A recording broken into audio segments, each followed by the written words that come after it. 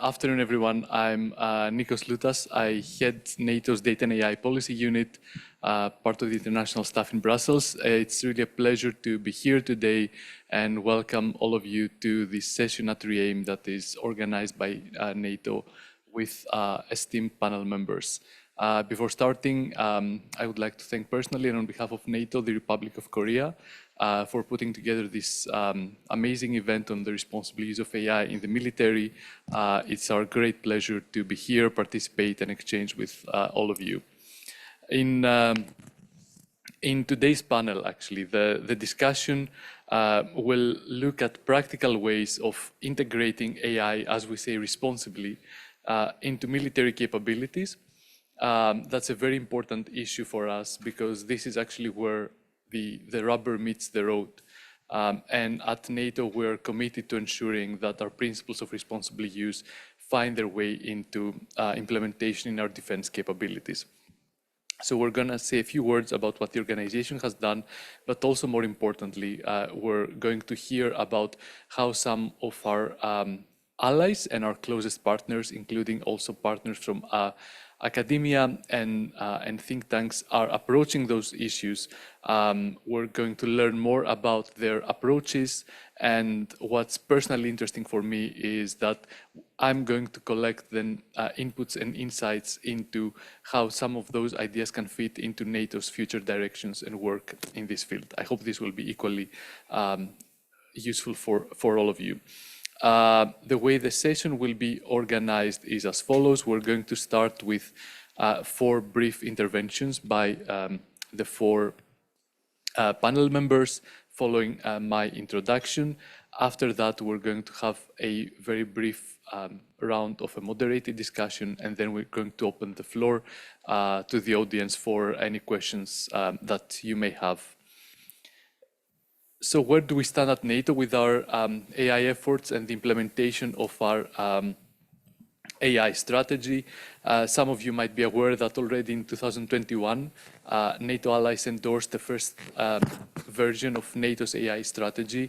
That strategy was one of the very first AI strategies in the world, and 6 principles of responsible use were already anchored in that strategy, expressing the commitment of allies to approach the implementation of artificial intelligence at NATO with those principles in mind, aligned with our norms, values, and international law. A lot has happened since then. A lot of developments have taken place both within the organization, but also outside the organization, within allied countries, within our partners, but also within industry and the technology ecosystems. And all that progress and input has actually created enough input, but also enough urgency to move forward with the revision of our AI strategy, which was agreed by allies at the Washington summit last July. The revised AI strategy is focusing on adoption of AI within military and defense capabilities at NATO. And it also looks at how can we mitigate risks that relate to AI, either risks that relate to the responsible use of the technology or inherent risks of the technology if we think about systems that are opaque or hallucinate and so on and so forth. So how can we adopt faster, expedite adoption while doing it the right way? As part of our journey, we have also established a number of initiatives and governance mechanisms that help us ensure that we do so in a proper way. In 2022, we established an allied committee that is called the Data and AI Review Board. All our allies are part of this committee, represented there by experts on artificial intelligence, and some of our closest partners, like Japan, for example, and the Republic of Korea, are also invited to the meetings of this committee. What we are also putting special emphasis on and stepping up our efforts is to experiment with AI-enabled systems and technologies in the context of exercises and training. This is really important for us, both from an interoperability point of view, but also from a workforce development point of view.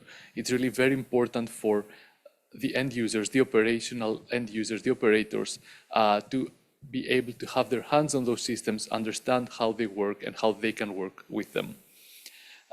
We are looking very closely at the rapid advancement of those technologies, and one of the things we do there is 360 assessments of the impacts and the implications of those technologies on NATO and on defense and security. So we've looked, for example, at what are the opportunities and the risks of AI for NATO in the case of generative AI and large language models.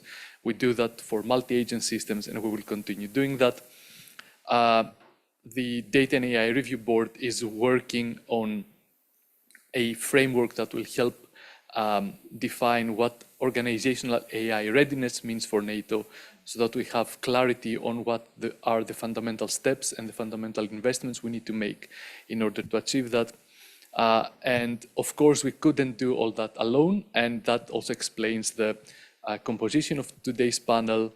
Our allies are working closely together. They're working equally closely with some of our partners, including those in the Indo-Pacific region, and therefore Japan's participation today in the panel. It's equally important for us to work very closely with academia and industry, because this is where a lot of innovation and a lot of new ideas and developments are born, and that explains the other members of our panel. And of course, Sophie is here as our representative of government. So without further ado, I will introduce the panel members to you, starting with Ms. Sophie Burns.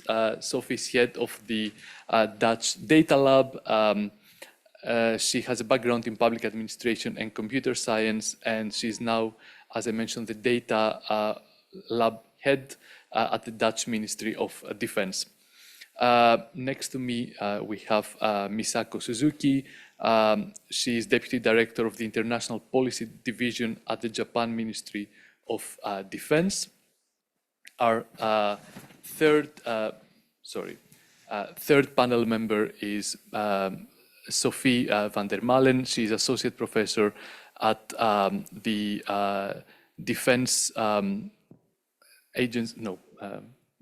Netherlands Defense Academy. Defense Academy at the Netherlands, sorry. Yes, apologies for that. And last but not least, Paul Lyons of the SCSP. Some of you might have seen him also this morning. So let's start with Misako. Tell us a bit more about your efforts in Japan. Thank you so much for having me to this panel. I hope I can add some insight from Japan's Ministry of Defense. Could you put the slide? Thank you. Yes, so to discuss the Japan's approach to the responsible use of AI in the military domain, I'd like to begin by clarifying AI's position in Japanese security strategic documents. You can take the photo of this, but don't upload on the SNS. Okay, so Japan's security strategic documents, the National Defense Strategy and the Defense Build-Up Program, which are published December 2022, have clearly stated Japan's intention to utilize AI. To briefly outline the Japan's strategic documents, the above one, the National Defense Strategy comprehensively presents Japan's defense objectives and approaches and means to accomplish those objectives. The Defense Build-Up Program is a document under the National Defense Strategy that shows the level of defense capability Japan should possess to fundamentally reinforce its defense capabilities. Could you put the next? Yeah, specifically, unmanned defense capabilities and command and control intelligence-related functions are emphasized there. You know, since the nature of traditional combat is dramatically changes, and it's particularly in Japan's society, the Japanese population declines and the aging of the population progresses rapidly. It is essential for Japan to utilize personnel more efficiently than ever before. Japanese government considers AI could be one of the technologies that helps overcome these challenges. As mentioned, those strategic documents, AI has the potential to become an important tool in advancing fundamental reinforcement of defense capabilities. Based on those strategic backgrounds, the Ministry of Defense just launched its first AI strategy in July 2024. This strategy explains the Japan Ministry of Defense JMOD's view on various AI-related matters such as application fields, risk controls, and building a data and information infrastructure, securing and developing AI and data talent, and of course, and the research and development. Regarding the application fields of AI with this strategy, the MOD, Japan MOD, is focusing on the 7 fields as shown on the slides. The first is detection and the intelligence of targets. Let me explain the details of AI use in each field. The first is detection and identification of targets. The MOD plans to use AI for target detection and identification, which have previously been conducted manually, such as applying AI to image recognition. The second one is intelligence collection and analysis. The Japan MOD plans to use AI for automatic collection, analysis, and evaluation of various information from social media and other sources. The third is command and control. The MOD plans to improve the computation base for the deep learning function and the development and evaluation environment to support commander's swift decision-making. The fourth is logistics support operation. In order to improve the operation rate of equipment and conduct efficient maintenance and management of equipment, the Self-Defense Force is constructing and verifying AI model for demand prediction, maintenance prediction, and transporting planning based on supply data and defective product data. Sorry, there's other 3 ones. And about the unmanned asset, the MOD is currently conducting research on behavior judgment technology and control systems, etc., with the aim of improving unmanned asset self-regulation operation capabilities and promoting cooperation between manned equipment and unmanned asset by applying AI to unmanned asset airframe control and behavior judgment. The 6th, cybersecurity. The MOD plans to improve its cybersecurity capability by such means as introducing behavior analysis using AI. The last one is more efficiently administrative works. The MOD is considering the adoption of generative AI, LMM, to improve the efficiency of administrative processing, such as document preparation or summarization of documents. I'd like to reserve here that it's not our intention to limit the fields in which AI will be applied to those 7 fields. Where AI utilization is judged or expected to be beneficial in areas other than those 7 fields, the Japan MOD will promote the use of AI while ensuring the involvement of humans. In addition, when introducing AI, there are matters that must be considered to ensure interoperability between systems, such as the data format, data quality, and the security of each system. For example, if the data format is different, a data conversion process is required, which can cause errors and delays, and can make it difficult to achieve efficiency and speed as expected. Therefore, the Japan MOD is carefully considering the adoption of AI without making any significant changes to the workflow based on the characteristic of AI. So these are the current status of Japan's effort regarding the use of AI in the military domain. Thanks. Thank you. Sophie, over to you. Hi, my name is Sophie. I'm head of the data lab of the Dutch MOD, and we actually do 2 things. On the one hand, we built our data science platform where all AI solutions run on, and on the other hand, we built some of those algorithms. And our work actually consists of 4 main processes. On the one hand, we identify the challenges of tomorrow, and we see how technologies of today can help us find solutions.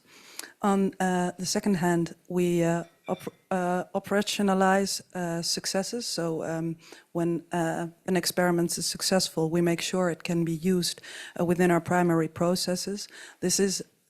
We do this in teams from 6 to 8 people, and we try to make algorithms or build them in, maximum 4 months. On the third hand, we're an enabler, so we try to set standards for other people within our organization to also be able to use the platform and the tooling which we host. And last but not least, we try to encourage that we share not only knowledge, but also the algorithms that we built. Within our national approach to responsible AI, I think we have some things that are already in place and other things we're developing. The things that are already in place are, for example, our data architecture roadmap, but also the way we map data chains to know who is actually responsible, or the owner of some data, who is responsible also for the quality and the use of those data. We have an algorithm board that facilitates, for example, also AI risk assessments, and we invented our own data maturity assessment. Those things are already in place, but we also work on different things when it comes to responsible AI. For example, a shared platform on which we work together with companies within the Netherlands, but also outside of the Netherlands. And the first experiments on this platform are being done now.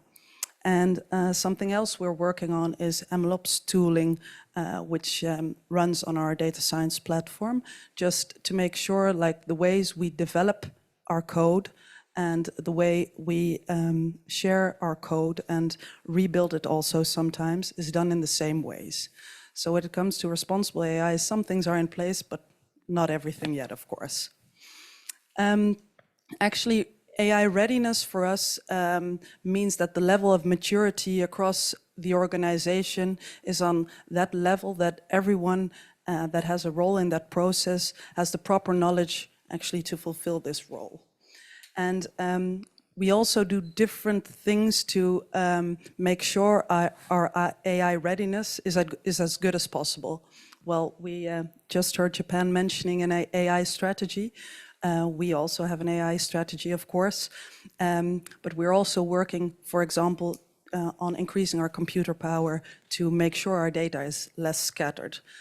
We also make sure the tooling we use is state-of-the-art, and we learn people to be able to use this state-of-the-art tooling, not only to provide it, but also learn people how to use it.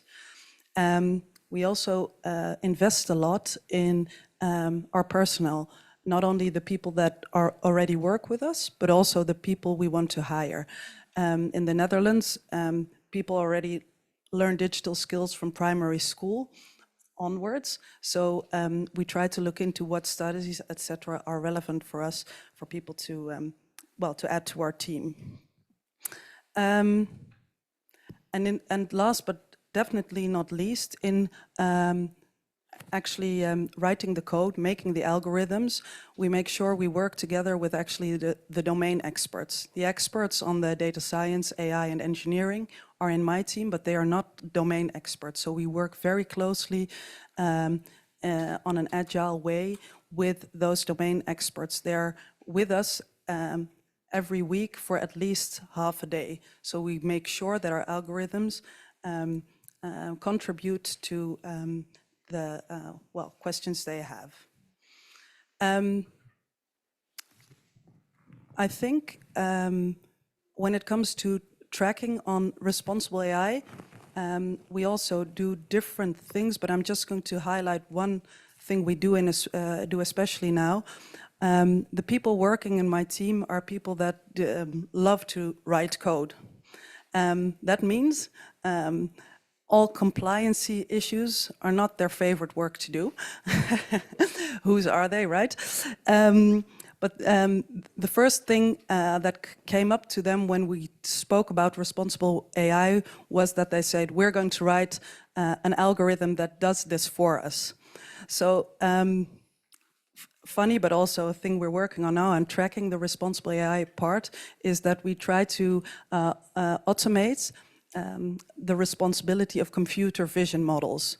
So that is working quite well right now. So the algorithm we wrote can tell us what does the algorithm do, so how does the technique work, and what, how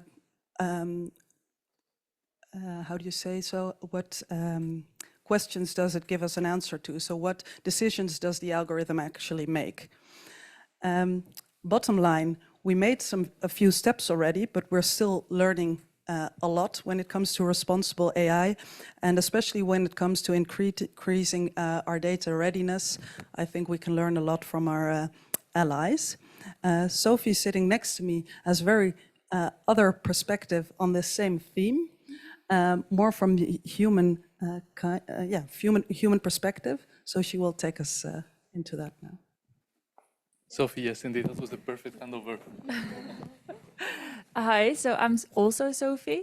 As mentioned, I'm at the Netherlands Defense Academy. So this is the institution where officers are trained, but also we do a lot of research and very academic research. So I did my PhD there. It's almost finished, hopefully. And as mentioned, there's a lot of focus at the MID on the integration between humans, technologies, and the organization and how it's all intertwined. So we shouldn't focus only on the technology development or on the human perspective, but more on the whole social technical system.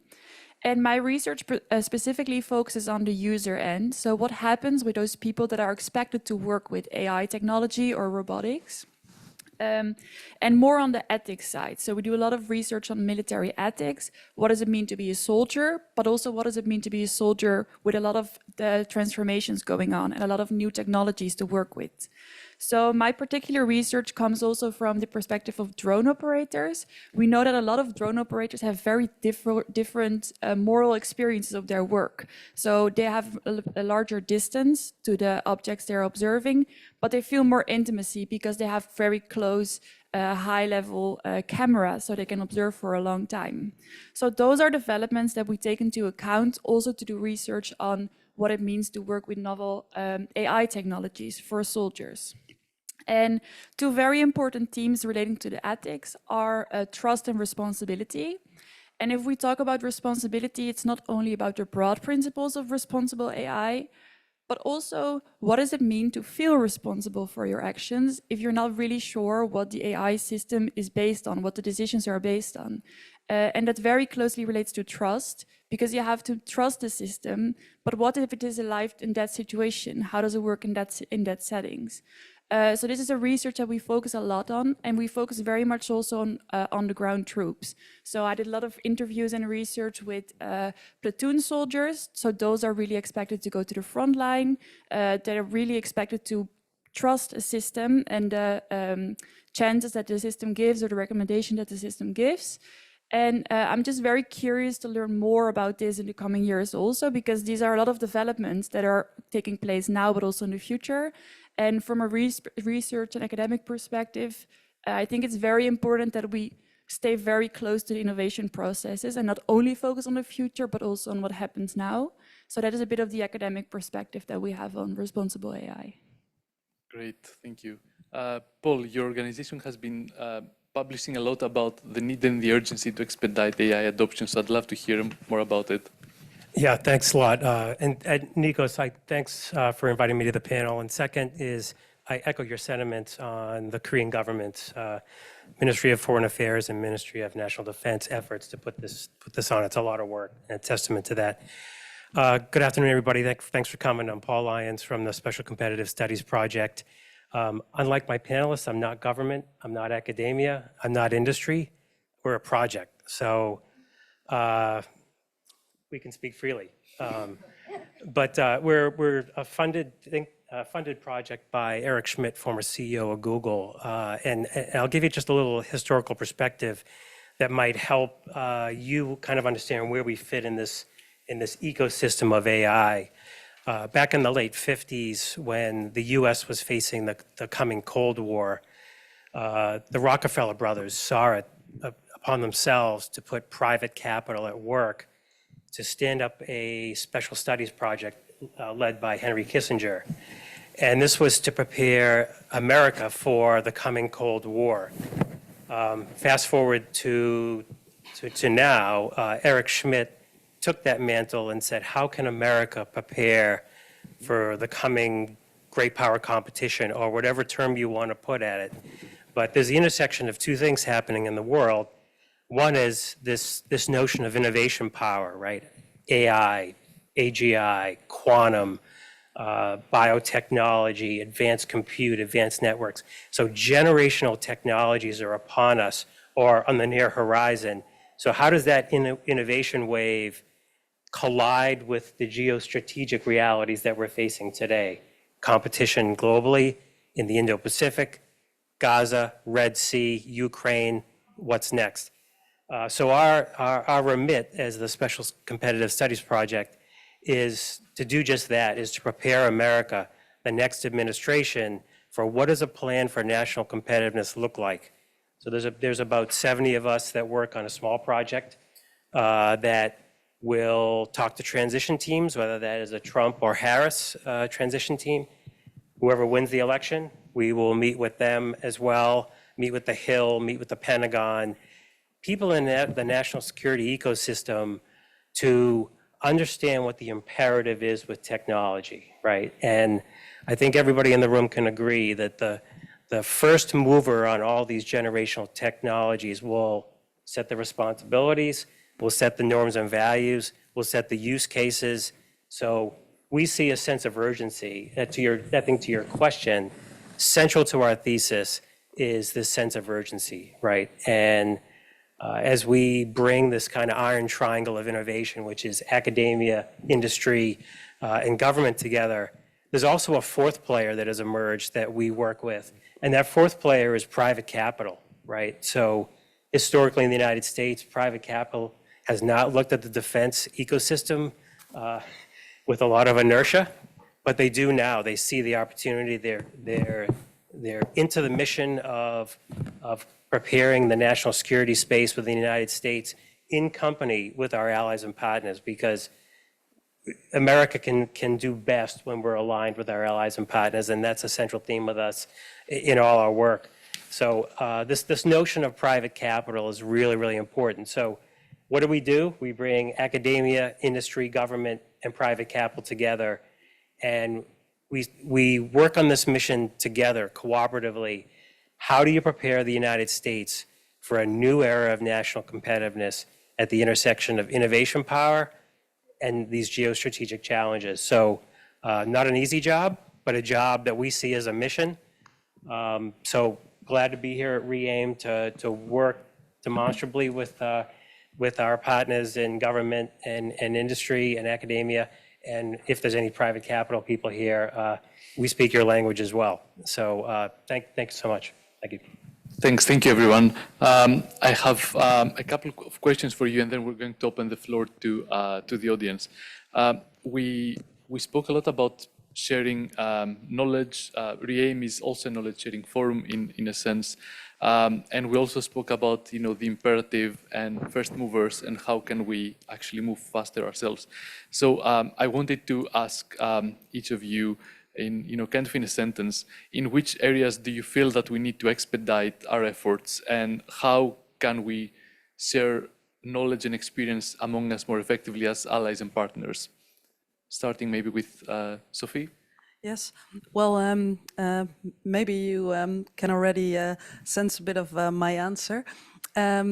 We learn by doing, and I think how we can learn more from each other and between partners is by actually also moving beyond the policy part and looking for practical solutions. Now, for example, we're doing this with knowledge institutions, literally by looking into how can we actually operationalize all the parts of responsible AI within our development process, so that it doesn't become an extra compliancy thing you do just before you go to production, but something you integrate actually in your development cycle. that would be a direction that would be very interesting for us. Thank you. The other Sophie, maybe. What I'm thinking about is that we talk a lot about different stakeholders. You also just mentioned it. And if we speak specifically about the relations between technology, military, these different sectors, also with government, it's very hard sometimes to find a common language, especially if you're very focused on the technical part. It's sometimes very hard to speak maybe to a more of a military perspective. So I think it's very important to create a space in between where people can ask questions, have a common understanding to really go further from that part.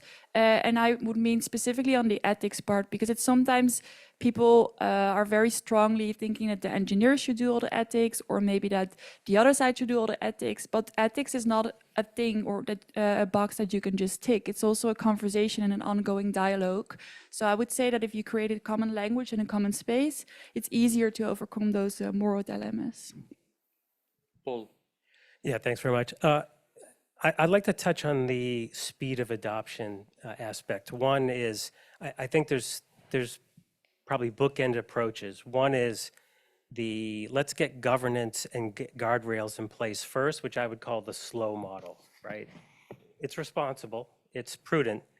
Then there's let's experiment as we go, and let's devise what works in terms of guardrails and governance.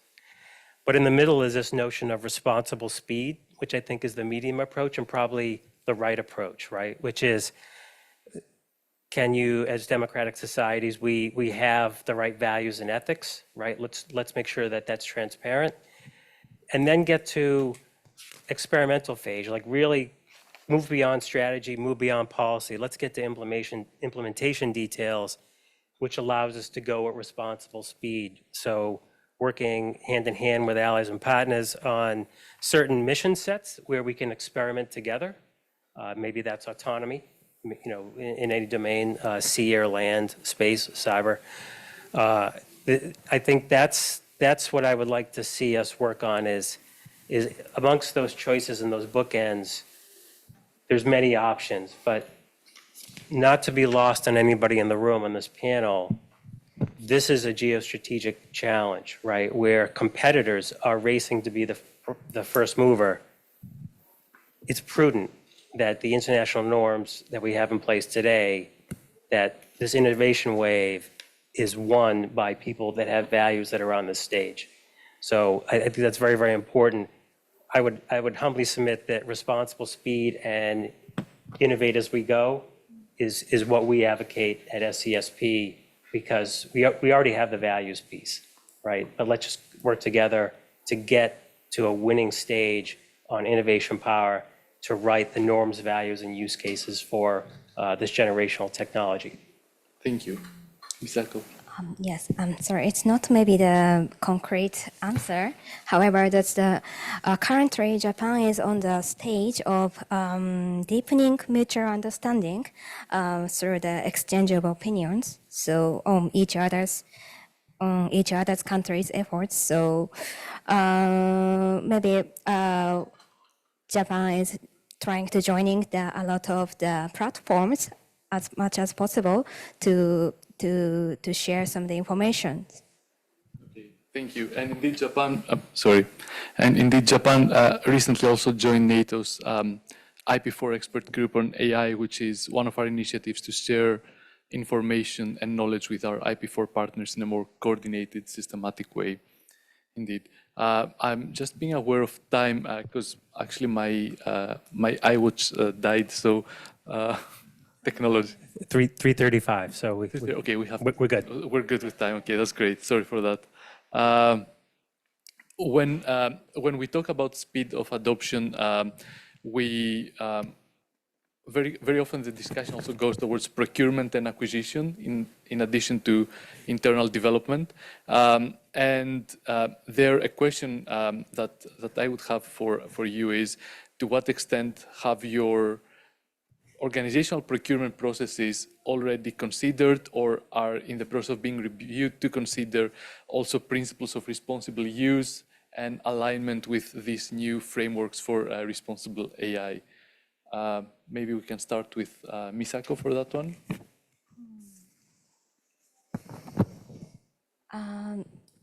Yeah.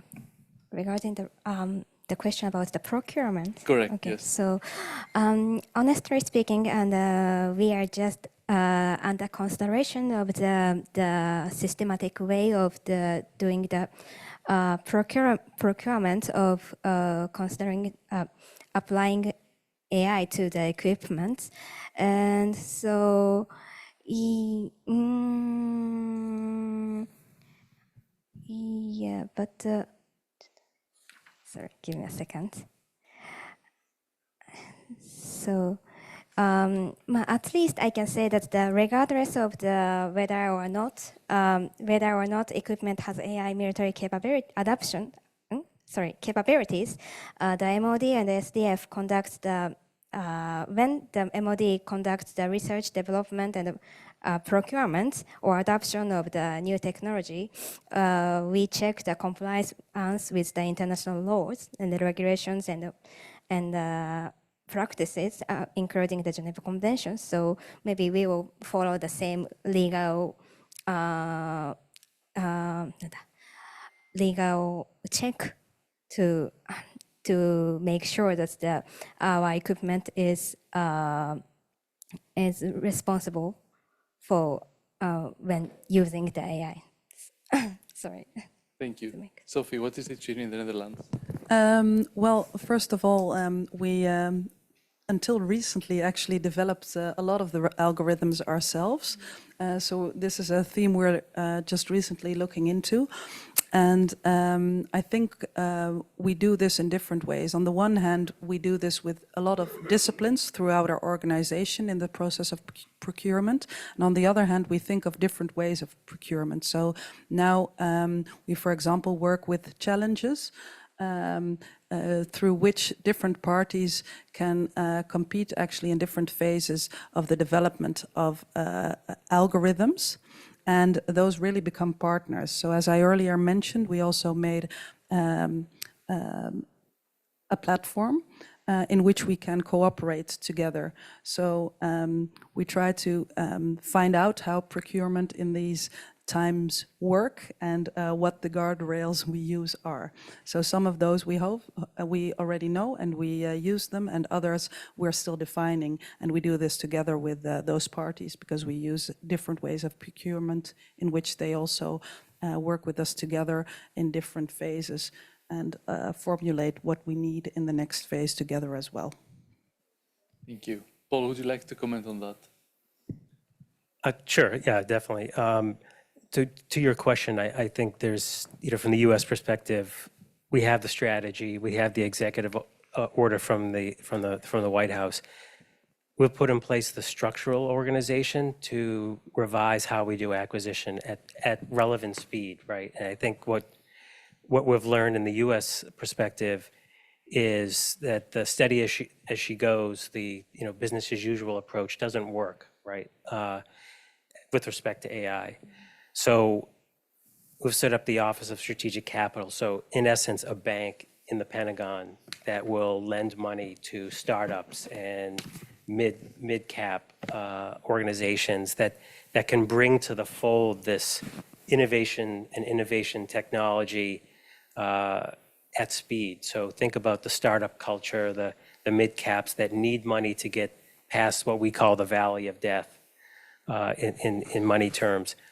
And that's been very helpful. The Defense Innovation Unit, which is now located throughout the country in the United States at our innovation centers, to work with local populations of technologists and industry and innovators to bring them into the defense mix. Just phenomenal work by DIU. And then sitting on top of that is the Chief Digital and AI Office. So think about it as the umbrella organization that sets the policy, sets the programs, and sets the speed that we need to capitalize on. And maybe a fine point on this is, at least in the U.S. example, innovation lead angle rests not with the government, it rests in our private sector. And so the key question for us is how does government catch up? How does government operate in a partnership with the private sector, who all have different equities, right? So One is recognize the opportunity, which is that the private sector is leading America's lead angle of innovation. That's a good thing. And then what's the right size for governance that's required? So of these three choices, we're heavily in the responsible speed versus the let's learn as we go and let's get fast, let's get agile. In the American perspective, we've put in place those kind of organizational structures. That said, it's not perfect. We're learning as we go. Certainly getting acquisition on contract, which is in the fine details, which people don't normally think about, but you can have all the startups you want, you can have all the mid-caps, but their business cycle doesn't match the government's business cycle, and somehow you got to connect those two. A lot of that's in the contracting world, which is to get to the implementation details, which I think is where the stage that we're at. Yeah, thank you.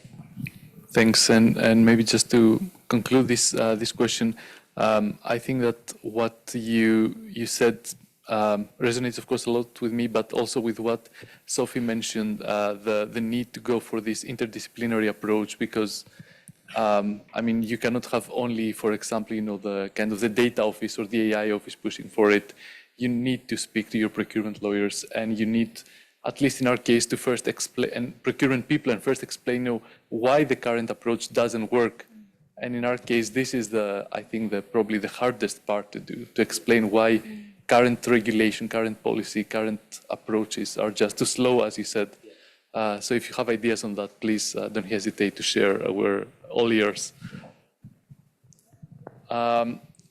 We're going to open the floor to questions. So if you have questions, please raise your hand, and we will be bringing a microphone.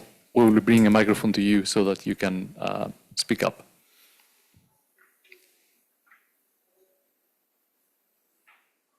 All right. Yes, please. A micro. Oh, I think someone is. Thank you so much. Thank you so much. My name is Anar Mutalimov. I am Deputy Director at the Foreign Office in Azerbaijan. Thank you very much for interesting discussions. It was really interesting to listen, to learn, to understand the current processes in different countries. I have two questions, one for Sophie from MOD and a second for Paul. I had a chance to work in Netherlands for 4 years, and I know very well what's the weight of the private sector in all innovative projects, even related to the governmental sector. And my question is, how you bring, let's say, private sector, how do you interest them to share their data, share their products or views with the governmental sector? Because normally this is for sale, for purchase, and in some cases they are not really interested in some countries to share their data. My second question is to Paul. The question is, in your country, when private sector shared information with government, or government gave some, let's say, project proposals, how do you regulate non-proliferation of data or non-proliferation of these final products to the third countries, third organizations, or yeah. Thank you. So I think your question to the Netherlands was how do you make sure like private parties want to work together with you as MOD? Well, to be honest, we have a lot of parties that want to work together, especially at the moment because, of course, because there's happening a lot, and the Dutch MOD, we spent a lot more money than the past years on the Dutch MOD. We work with new technologies. So we mostly work with new, small parties, and we find out together how these partnerships work and are successful. And that actually works very easily. So I don't really feel the obstacles you just shared with them not wanting to work together. Yeah. So you purchase some products from them, let's say, or some ideas? Well, Just fund their activities. mostly the last thing, because sometimes we don't even know where we want to end up ourselves. So mostly last. Yeah, thanks for your question. I think it's really great. So a couple thoughts on that, because obviously if you're in the private industry, you want to know about where your IP is going to be handled, right? And where your sensitive technology is going to be handled. CDAO, the office I mentioned before, just created this concept of Open Dagger, D-A-G-I-R, D-A-G-I-R, Open Dagger. I would recommend you just look at that. It's open on the web, but it talks just to this point of how does government retain ownership of sensitive IP and ownership from a use perspective, but also industry retaining that as well, right? So it's working one-on-one across the AI stack in this case, on software, hardware, data. AI is only as good as the data, right? So think about aggregating data, sensitive data, that we're going to get from allies and partners, we're going to get from industry, right? So we recognize the challenge, but I think Open Dagger is a good example of how through rules and regulations and trust between government and private sector, that your data will be protected and will be used responsibly across the military domain, across government. So that's not easy to do. So I think that's in the kind of learn as we go sector, but something that warrants definitely a lot of perspective. The second point I would raise, which may be indirect to your question, is CDAO just released this responsible AI toolkit, which is again open it's available on the internet, and it's for anybody that's going to work with DoD to kind of go through a decision tree of responsible AI, trust issues, IP issues. So to work across that landscape, and it's there. It's a means that both government and private sector can understand the key decision points with AI and work collaboratively. So it's transparent, it's open. That's what DoD, and I'm not speaking for the government, I'll speak for the government, is to be transparent, work with our industry partners, work with the private sector, and have complete transparency, because that's the right value with this. And DoD can't do this without private sector. To my point of that, the innovation lead angle is in the private sector. So we need to work with you, we need to have trust with you, and we need to have governance systems in place so you feel comfortable to work with DoD and believe that your IP and your data will be in good hands. So I think there's some structural things that we put in place to do that. Great question. Thank you very much. Thank You want to come in again, Sophie, or no? Maybe just a quick point from my side to complement actually what Sophie said.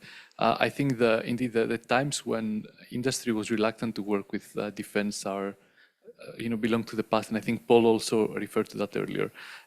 So what we see from NATO, and actually what we hear, especially when we, through Diana and the NATO Innovation Fund, engage with these new kind of companies, is that there's interest from their side to work even more with us. The challenge, however, is for them to figure out who they should talk to or what's the right entry point.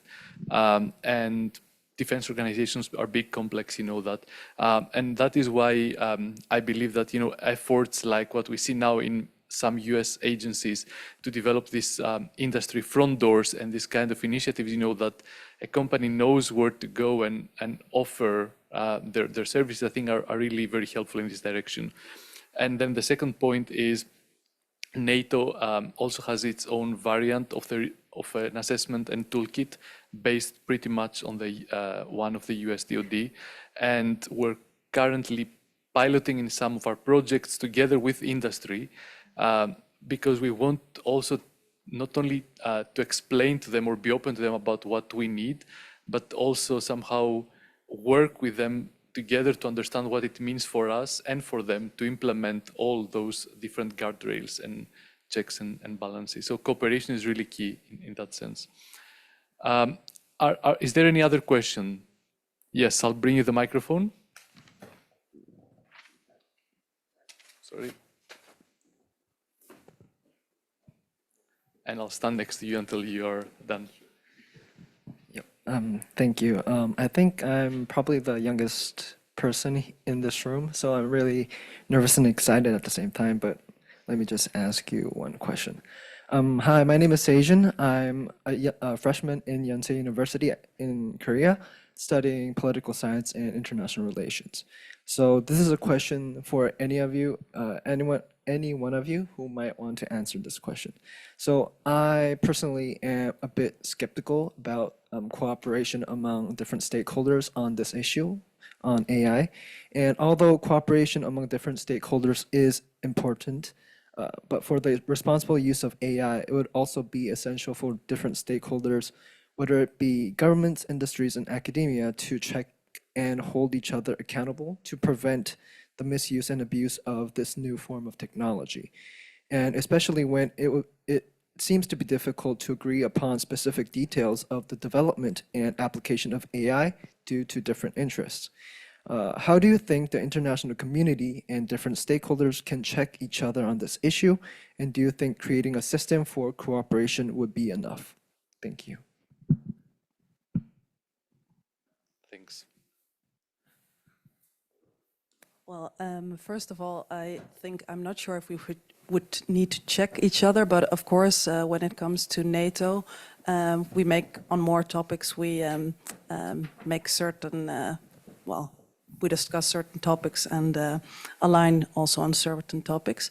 I think having a shared view on responsible AI is also very important when it comes to actually FMN really working together and sharing information in the battlefield is needed. And I think having a same view on certain topics or a same understanding and the same way of working on these topics can help us realize that as well. But I'm not exactly sure if we should really, I don't know how you called it, but look into how the others do. We're not, I think, going to check each other, right? And that's also about trust. I think a topic you earlier touched. It's true. Paul, please go ahead. Yeah, a great question. Thanks for that. I'll hit on a couple fronts. One is, in a prior life, I was a career naval officer, right? And you work side by side with other countries, Korea, Japan, Singapore, Philippines, the whole region. That's decades of work. That's built on trust. That's built on trial and error. I don't need to check. I don't need to check their progress on how they're doing in any area of interoperability. That would be tested when we try to experiment together, right? So I think AI is no different, right? And the big question, the seminal question is, do you want a world that AI is built on democratic and shared values, which are not completely, cross a T, dot an I, uniform across every state, but in general, we share the same vision of the world, right? AI for prosperity, AI for peace. The other side of this coin is, do you want a world where autocratic states prescribe a prescription that AI is for repression, right? That AI is to hold people down. AI is for national security, to surveil their own people, right? That's not I just speak from the US, that's not the vision of the US. So I note your comment about checks and balances, but I don't agree with it, right? And again, my background as a naval officer, background as a military officer, right? Trust is built over time. It's built on the bedrock of values. It's built on interoperability. It's built on integrated, but the key word is trust, right? So, yeah, that's my answer to you. That's the question, right? So you asked me a question. I gave you a twofold question. Do you like the democratic world, AI-driven world? Or do you like the autocratic prescription So that's over to you. I'd be interested in your thoughts afterwards if you want to chat privately. Thanks. Sophie, please.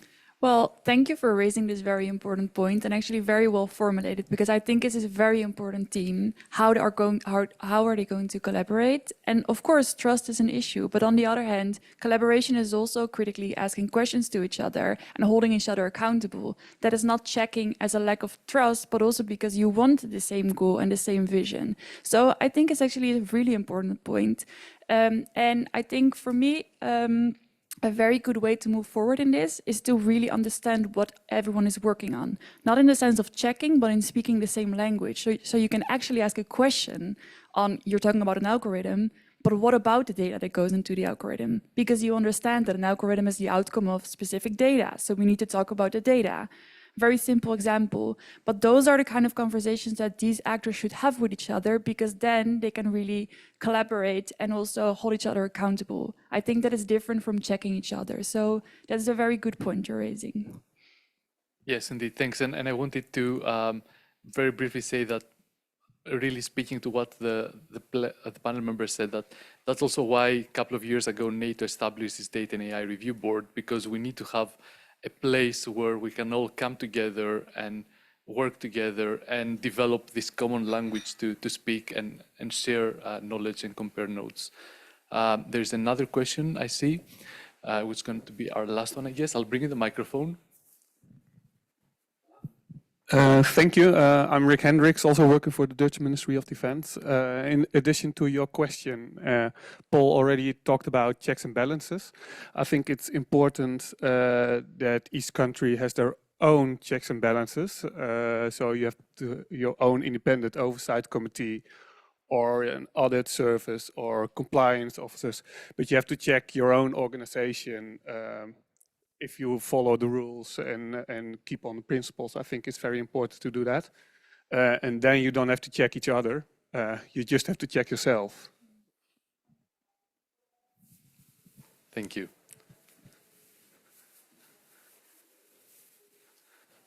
All right. Are there any other questions in the room?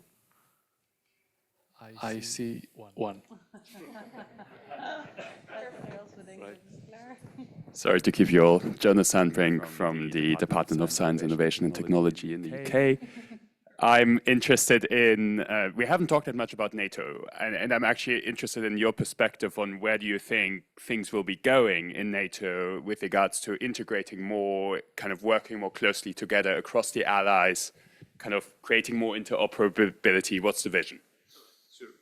Thanks. I'll move back. That's the most interactive panel I've done. I think that question is for you. Yes, it's for me. So, but I'll just. There's a couple of areas where we want to deepen the partnership between and the cooperation between allies, and we're working on. The one, as I mentioned, is the Data and AI Review Board. It has now been up and running for 2 years. And I think now we start developing an understanding of how such a group of people can work together and what should the main deliverables be. Mind you that this is a group where you have people from different profiles, different parts of different governments.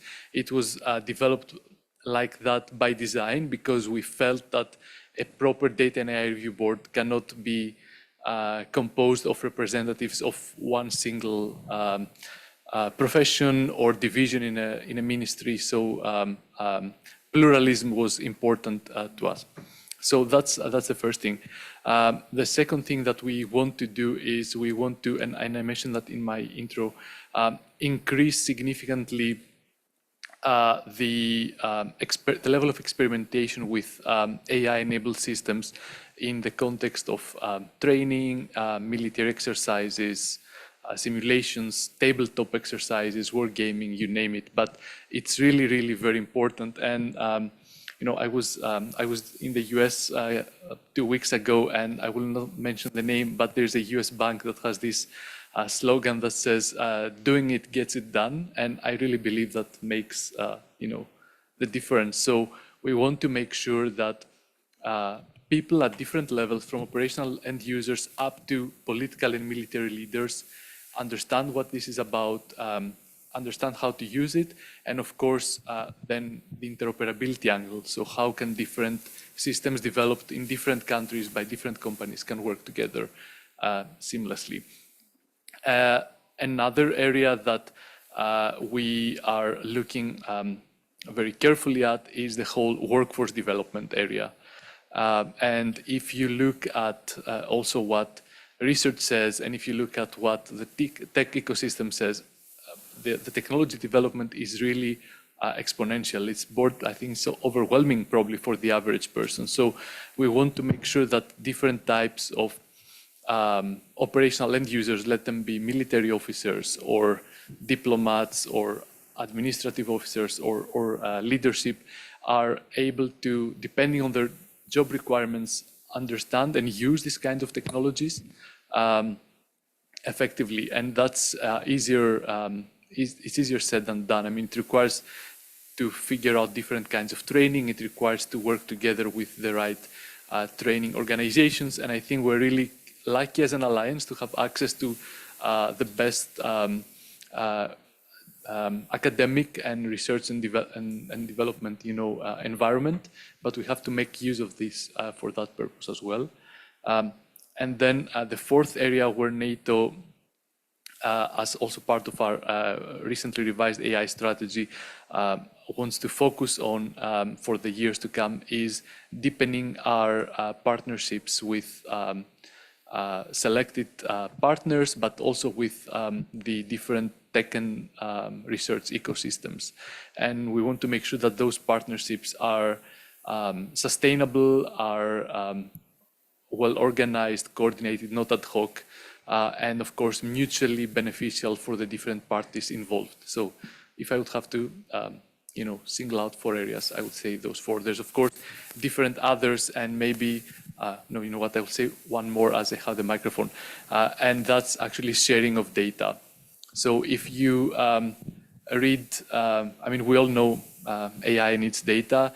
What is also very interesting actually, and if you read, it's also on the news all the time, that we're practically running out of public data to train algorithms. That's one issue. The second issue is that the algorithms that we need very often cannot be trained on public data. They need actually specialized data that is not readily available, is expensive to curate. You might have to create from scratch with synthetic data.